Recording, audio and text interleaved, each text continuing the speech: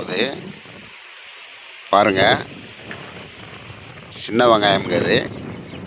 சின்ன வெங்காயம் நட்டு கரெக்டாக 8 நாளுங்க. ஒரு வார பயிருங்க. ஒரு வார பயிரில் நம்ம போஸ்ட்ராவும்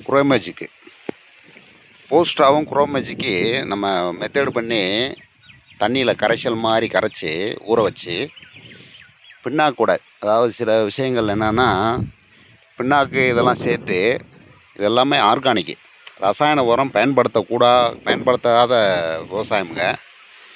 நம்ம எம்ஐ பூஸ்டரா எந்த அளவுக்கு இந்த பயிரை 8 நாள் பயிரவே எவ்வளவு கருகள் இல்லாமல் எவ்வளோ அருமையாக இருக்குது பாருங்கள் பயிர். இது நல்லா பாருங்கள்.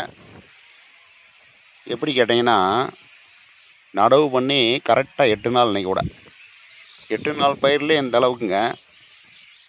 பூஸ்டராவும் குரோமேஜுக்கும் எம்ஐ ப்ராடக்ட் எடுத்து பயன்படுத்தின பயிருங்க. சின்ன வெங்காயம்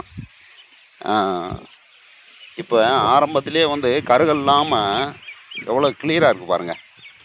நல்லா பாருங்களேன். இப்போ நம்ம ஊரில் வந்து நான் சித்தியாவனம்லேருந்து பேசுகிறேங்க. எஸ்கேபி முரியேசன் சொல்லி எம்ஐயில் டிஸ்ட்ரிபியூட்டராக இருக்கேன். இப்போ முன்னாடி வந்து ஒரு சில விவசாயிகள் வந்து இது என்ன உரம், என்ன ப்ராடக்ட்டு அப்படின்னு புரிஞ்சுக்கிற தன்மை இல்லைங்க.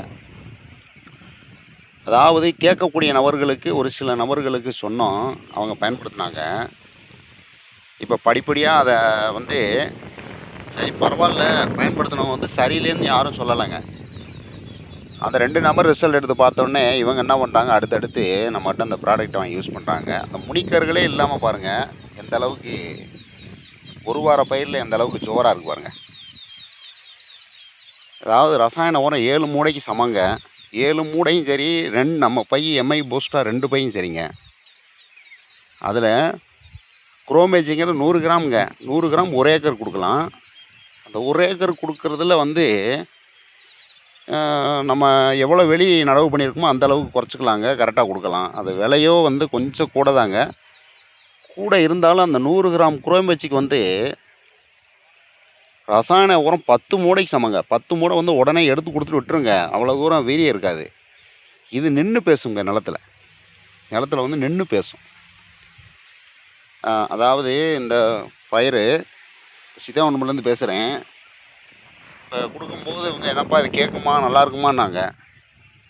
கரைச்சி விட்டு 8 நாள்லேயும் அந்த அளவுக்கு இருக்குன்னா அவங்க ஒரு புரிதலுக்கு வந்திருக்காங்க.